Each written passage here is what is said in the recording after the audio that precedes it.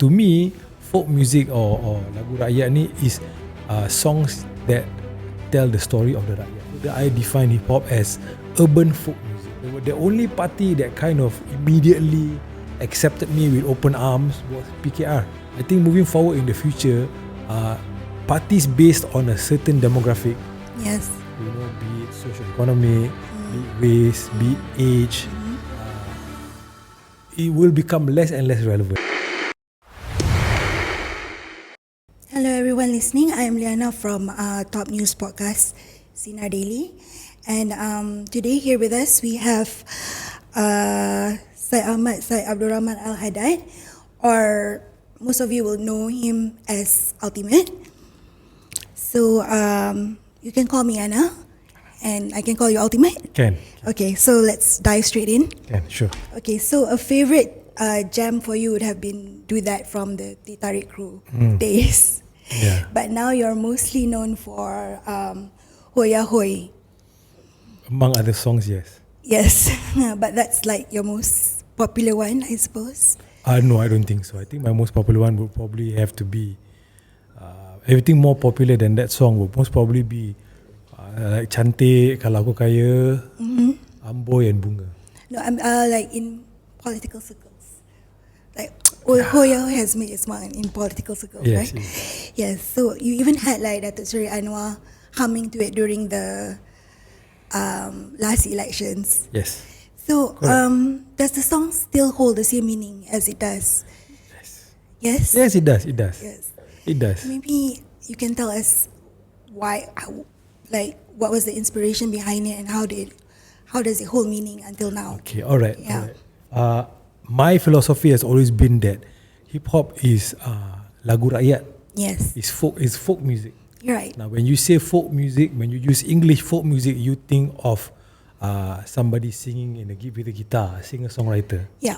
Right? Folk singer, when you say a folk singer, that's what you mean. When you talk about it in Malay, you say lagu rakyat, you automatically think of singers like Nur Hadiza Idris, Right. like Datuk Siti Nurhaliza.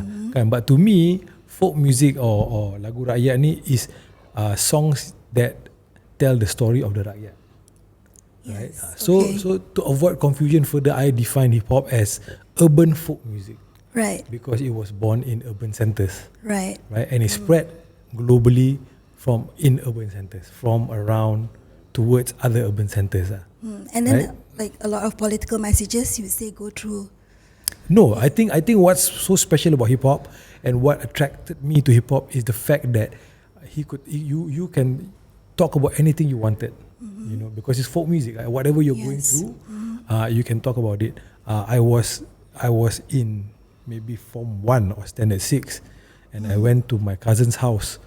He's a heavy metal fan. Yes. So I would listen to whatever he had lah, right? And the first song that I heard that had rap on it that got my attention was this song with Public Enemy and Anthrax. Public Enemy is a rap group. Anthrax is a thrash metal group, Right. right? So that got me really, really into hip hop. And if you Right. look at Public Enemy's content, there's a lot of socio-political messaging. Yes, Yes. right? But as I discovered the music, I listened to stuff like Two Life Crew. Two Life Crew ni is very vulgar.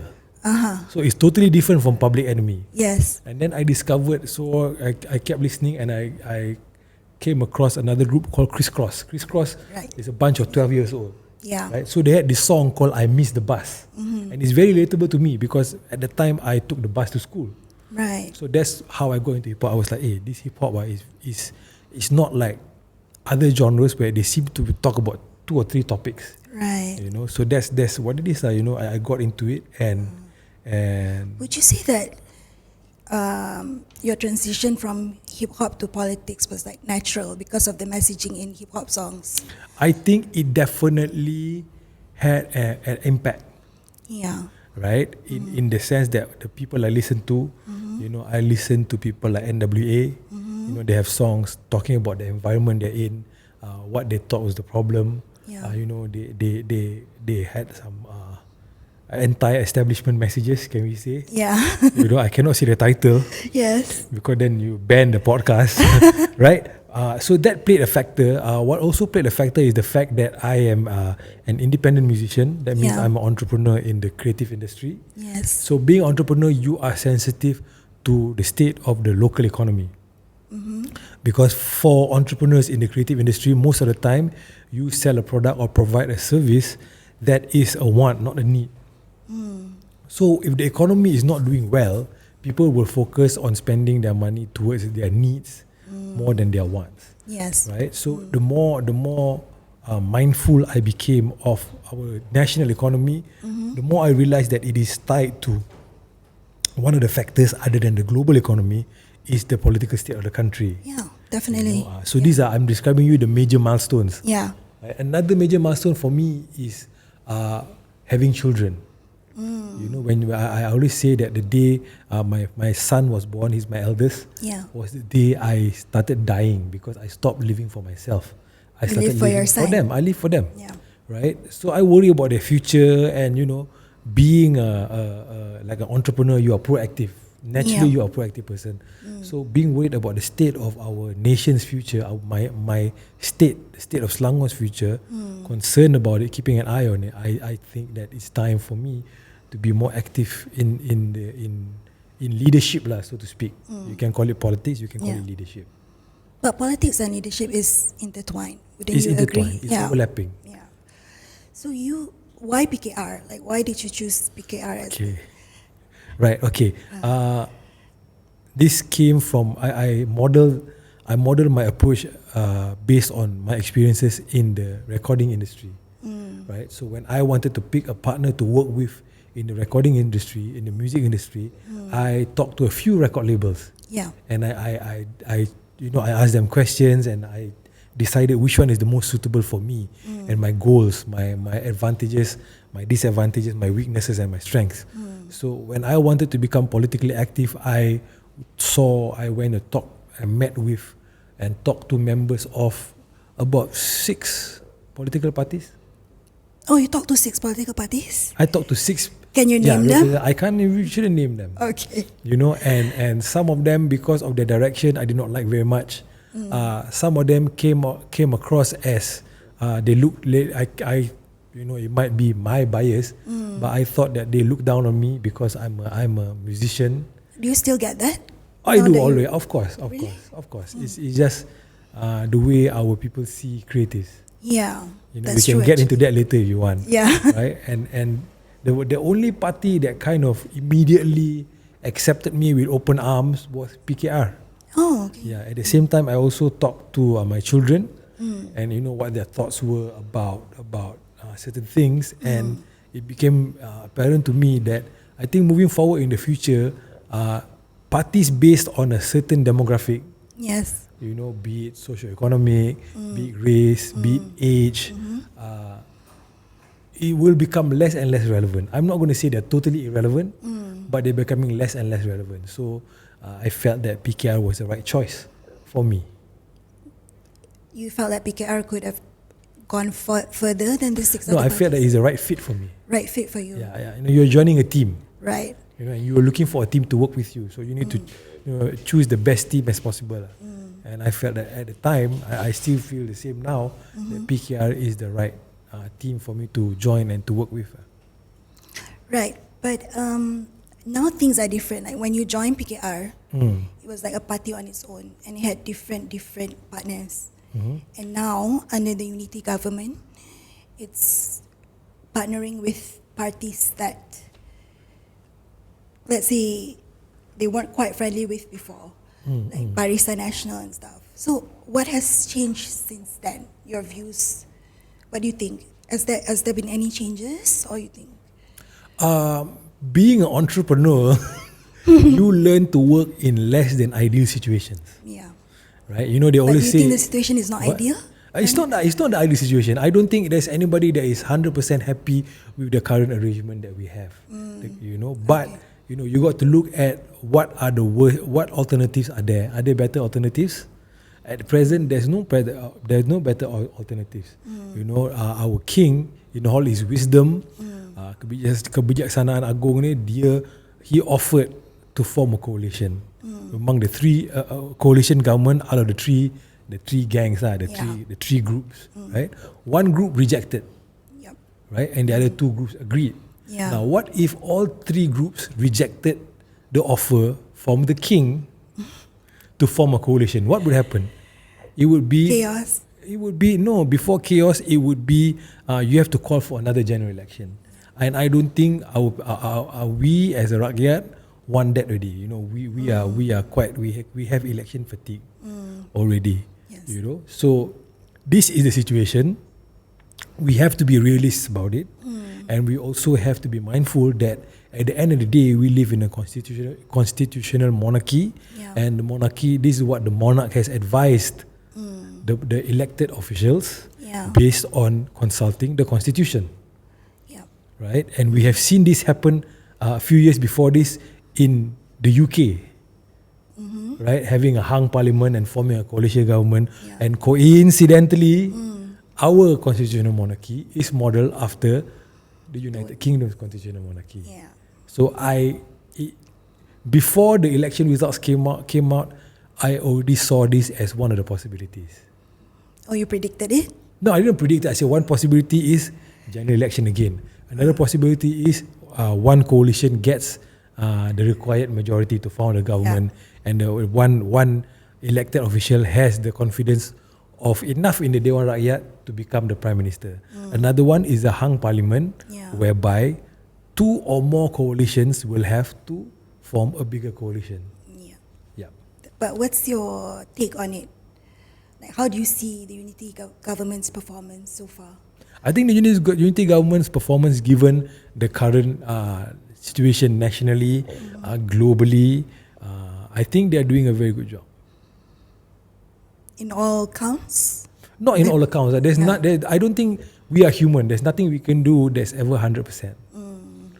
You know, I mean, I think for any of us, the only chance we ever get at being 100% is actually if you go for an objective test, a multiple choice test. Okay. You know, that's it. That's the closest you ever get. Yeah. You know, and even then, it's a fluke. Just that particular test just happened to not ask a question that you do not know the answer to, or you just happen to be very, very lucky and not make a mistake. Right? So it's never 100%. You know, but given the current circumstances, I would say they're doing a very good job. Okay, people might have this like certain perception of you as a rapper. Like maybe you're running for the elections just for fun, for popularity. What's your take on that?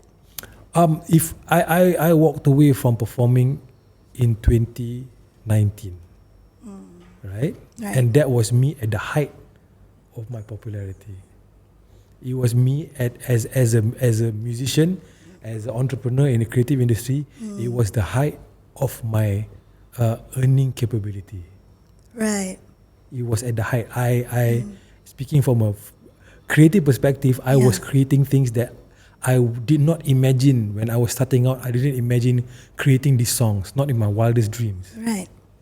So what made you? You know, and as an entrepreneur, we were billing amounts that I didn't even dare to allow myself to dream. Right. You know, so it's not about the money. Do not worry. I have enough for my children. I have enough to retire comfortably. And it's not about the fame, because I walked away from the fame. I walked away from earning more money. It's not about that. It's about the future. It's about me not being forced to tell my children, I think you should move out of Malaysia because there is little opportunity for you here. It's about making a difference. So your main motivation was your kids and your family? My main motivation is the future of Malaysia. I grew up in a pretty awesome Malaysia. You know, if you subtract my parents' divorce, I had an awesome childhood. Right. Right? And I want my grandchildren to have an even more awesome childhood than me. So you got to go back, you work backwards, you got to ask yourself, what can you do to turn that into a reality? Right? And you got to ask yourself, is there a possibility? It's never 100%. You always run a risk. Are you gonna succeed? Are you gonna fail? Right. There's a chance of you failing. Right? But does that mean you don't try? No. We try. Yeah. Yeah. But because you felt strongly about this since 2019. Since before. Oh, okay. So what made you decide to contest now in the state elections? I was given the chance by the president of my party. You know, I was offered to run in G15. I turned it down because I didn't have enough experience. And it Do you was feel you have enough experience now? No, I don't, but I have more than when I was offered about 10, 12 months ago. What makes you think that you have enough experience? I've been working as a penyelaras. What's a penyelaras? A facilitator maybe? Yes. As a facilitator in Lembah Jaya, working for the state government, you know, is for the last 9 to 10 months. Why is Lembah Jaya the right fit for you, think? Why? Because I have spent, like I said, the last 9 to 10 months there. You know, I've known the community leaders. I've gotten to know the community leaders. I've gotten data on their issues, their aspirations, their worries, and their hopes. You know, and I think, of course, the party leadership thinks that I will do well there. They have confidence in me. You know, so I am answering the call, so to speak. Right. Yeah. What do you think are your winning points against your opponent? Against my opponent? Yeah, the past candidate. Right, against the past candidate. Okay. Again, I draw from my previous experiences as being an entrepreneur, being a creative, so to speak. Right. I think one thing that not a lot of people in Malaysian hip hop can beat me is my work ethic. Right. I'm pretty confident I will outwork all of them. Wow. Okay. Maybe if at worst case scenario, I am tied with DJ Fast, which is one of my best friends. Yeah. You know, if there's anybody who work at the same level as me, or possibly even, let's say, I tak malu mengaku that he outworked me, is DJ Fast. Everybody else, I'm sorry, you guys never work as hard as me. So you would say you are a workaholic? I am a workaholic. I'm trying to get a grip on that. You know, I want to give a special shout out to COVID-19 for helping me learn how to stay still. Yeah, stay at home no, cannot. No. You just have to work. If you don't work? I think I'll go crazy. Really? Yeah. I think it's inherited. It's from? Inherited from my father. Your father also works very hard. Yeah, he always has to have something to do. Now that he's retired, you know, he's got his interests and you know, he keeps very active. And I think I got it from him. I got it from him. But we need to temper that a bit, I think. Yeah. You know, we need to temper that a bit. You need to have some rest sometimes. Yeah. You see, when I was a solo artist, I really took care of my rest, my health, my stamina, my rest, my food, all because I know it will make me more productive when I'm working. Okay. You know. Right. So once it was like light bulb moment, like, bro, you want to perform like a professional. I was looking at sports stars, right? Like Ronaldo, like what's his name, Tom Brady, right? Tom Brady was playing American football, if you believe it or not, till he was 44, 45, right? And how did he do that? Because he had a team, he rested properly, he ate professionally, he rested professionally, he trained professionally, so he played professionally, and therefore he got paid professionally. So when I look at them, I'm like, okay, I got to become like them. So if I want to play professionally, music, I have to rest professionally, I have to eat professionally, I have to train professionally, I have to think professionally, everything I got to do professionally. Are you going to bring the same work ethic? Of course. I can't. I think it's in my DNA at this point. Okay. So what, from your art background, from your creative background, would you bring into your political career? I think a lot of it is problem solving. From? Problem solving. Yes. And you know, the bootstrapping culture of entrepreneurs. You know, entrepreneurs, they always have to do more with less. Yeah, that's true. That's the difference between an entrepreneur and a businessman. Yes. You know, so my idols were entrepreneurs, or music or creative industry entrepreneurs, and I learned from them. You know, I didn't just listen to their music, I learned from them.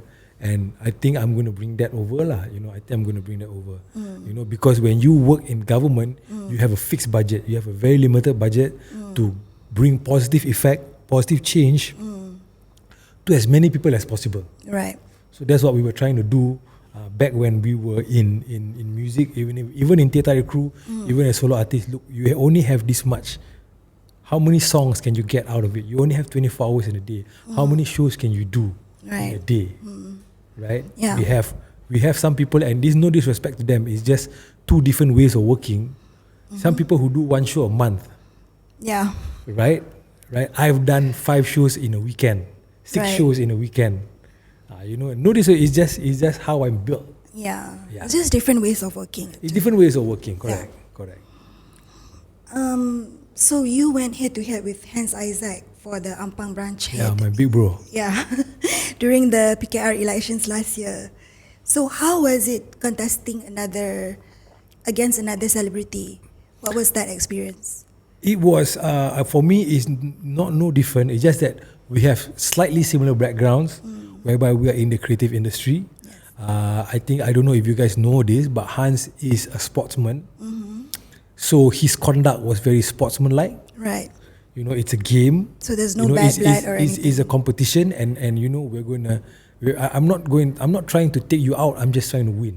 Right. And at the end of the game, what you do is you shake hands. You say good game. Maybe we meet again. Maybe we don't. Right. So no, for me personally, there is no bad blood. Yeah. Like I said, he's one of my big brothers. I always seek advice from him. And Abang Aflin, Datuk Aflin, he don't let me. Both of them don't let me call them Datuk. They get very angry at me if I call them Datuk. Yeah. Before anybody. How's it like being a celebrity trio in the political party? It's like we have our little consortium, maybe our little block. Yeah. Right. We understand each other better. Because from the same background. The same background, and we are creatives lah. Creatives, whatever they do, they have a certain degree of passion to them. Right. So we understand each other a little bit better than everyone else. So kita ada macam it's like a support group. Right. It's like a support group. It's like a small club. I don't want to call it a power block, but no, I mean we talk to each other and we get views from each other. Do you talk to like other celebrities perhaps to We do. bring them into your little club? No. I mean, there's no forcing. I talk to Sharul Shiro from time to time. He's from a different party. Actually, now he's killer friends now, right? And he's a councillor in Keluang, is it? I think. I think he's a councillor at the Ali Majlis, right? Yeah. So bro, how's it going, bro? Are you okay? Is everything fine? And things like that. So there is we have a bond that is external from politics, to be honest with you, because we are all anak seni. Yeah. It sounds a bit atas, this anak seni. Like being in a political party, you say your background is like creative background. Yes. And you have like your own little club. Yeah. Is it because people from that party look at you differently, or there's different treatment? No, not really. Not really. They treat us like everybody else. It's fine. Some people have that preconception and stuff like that, but we just got to change their perspective. Okay, a few more questions. Like, what can you offer the people of Lembah Jaya right now? Like, what can I offer the people? What can you offer? Yeah, as a like if you were to become the state assemblyman for Lembah Jaya, what would you be able to offer them in terms of macam berkhidmat, like what issues you're going to bring? Okay. I think what they can offer is a serviceman. It's not a boss. I'm not offering myself as a boss. I'm offering myself as a leader, as someone who will serve with no other agenda other than to serve and to make the best possible constituent in Lembah Jaya. What are the pressing issues that you see in Lembah Jaya currently? We are an urban area, and I think 40% of our constituents are in the B40 group. So there's a lot of bread and butter issues. We have some water pressure issues. We have, of course, the regular infrastructure, jalan berlubang issue. Yeah. We have traffic issues because we are in an urban place, and also we have worries about employment, about career advancement, about options in the future, also about some young families with their children, right? And we also have issues about, is it still viable for me to live in Lembah Jaya as a retiree? Right. Yeah. So let's say if the unity government performs badly in the state polls, will there be any changes or implications, you think, to the current coalition? I don't think so. No. But there will be Because sentiments going around, right? there will be sentiments, but Yeah. it's up for the leaders to. Leaders are going to lead, as they might say. It's up to the leaders to work it out, because in times of uncertainty, the community or whatever community it is, be it a political party or a taman perumahan, it will look towards its leaders. Right. And that's when we need leaders with the presence of mind, with a steady hand, to so-called metaphorically steer the ship through rough waters.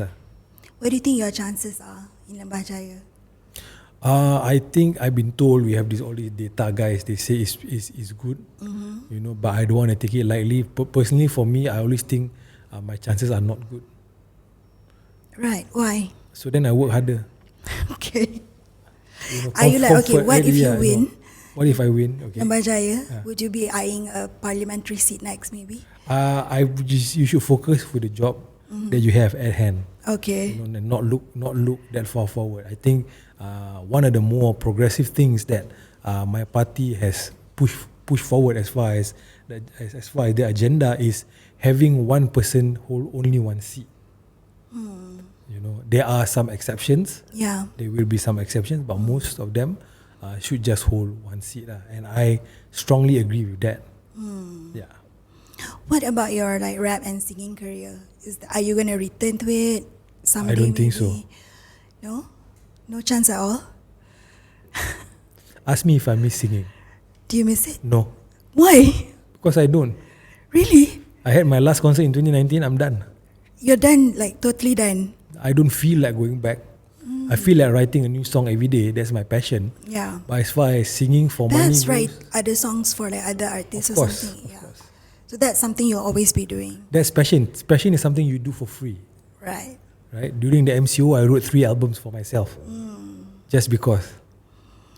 So in all honesty, what do you think are PH's chances in winning the state polls? Which state? All the states that they're contesting. I think they are pretty good. I think we will do pretty good. We had clear success running a few states. We had a good track record of being the opposition in some states. And I think we are doing pretty good. We got a good bunch of candidates, a good bunch of leaders and potential leaders. So I think we got a pretty good. I think we're going to see some gains. Really? Yeah. Like in Terengganu or Kelantan? I hope maybe? so. Okay.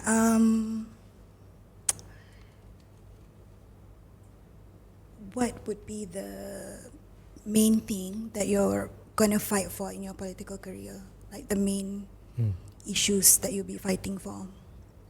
Okay, the main issue I would be fighting for, to be honest with you, bread and butter issues, right? Because Is it's bread and hard. butter issues close to your heart? It's close to my heart, yeah, because it's the base, right? When I do something, I always look at, what the foundation is before we can do. It's always, for me, it's always function first then form. Right. It's always substance before style, right? So we cannot address issues higher in the, like, let's say, the Maslow hierarchy of needs, right? We cannot address the higher issues if we don't address the issues that's closer to the base of that hierarchy. That's my belief.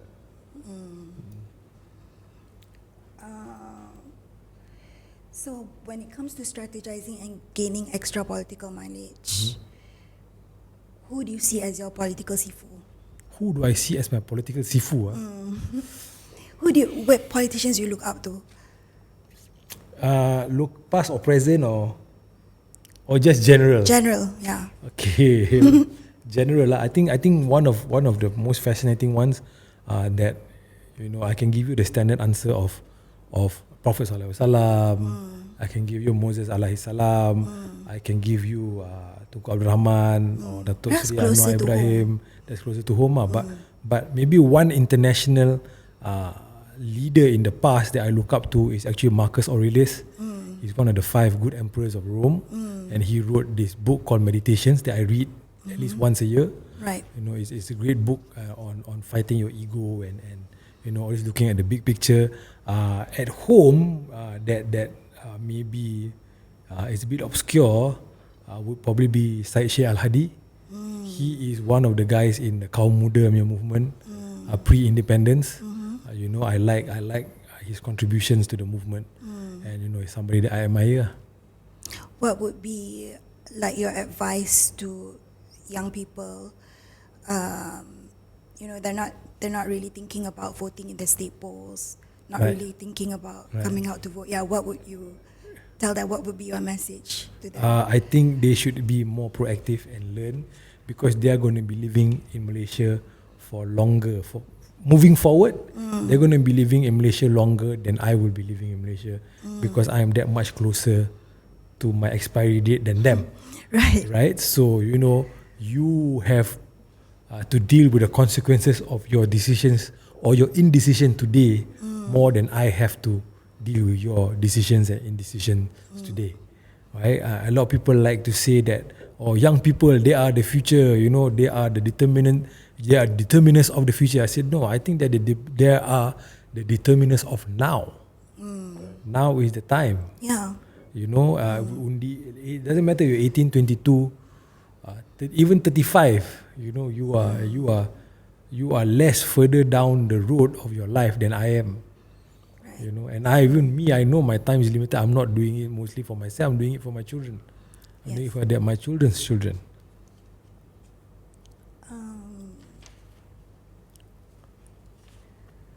You were telling that you have no ambitions to go to parliament. Like you don't see yourself that far yet No.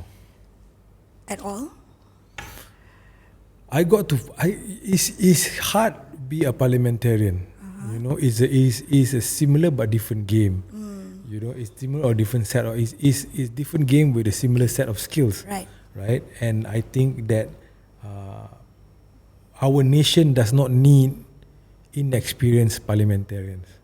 Okay. Do you have do you have a message for our listeners of the podcast for today? I have a message. Yeah. I think that you do not have to be politically active, but I think it's important, and you should vote, number one, and be more politically conscious, or at least aware, or keep an eye on the direction of our nation, because it affects you. You have a say. Your say, please don't belittle your say by saying it's just one vote, because one vote matters, and this is your power, right?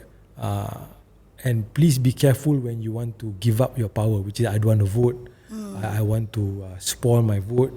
You are actually giving up your own power, right? And when things don't go the way you want, you cannot blame anybody other than yourself, because you chose to give away that power to other voters. All right. Okay. Thank you for joining us. Follow us on all of Sinar Daily's social platforms. Thank you. Peace.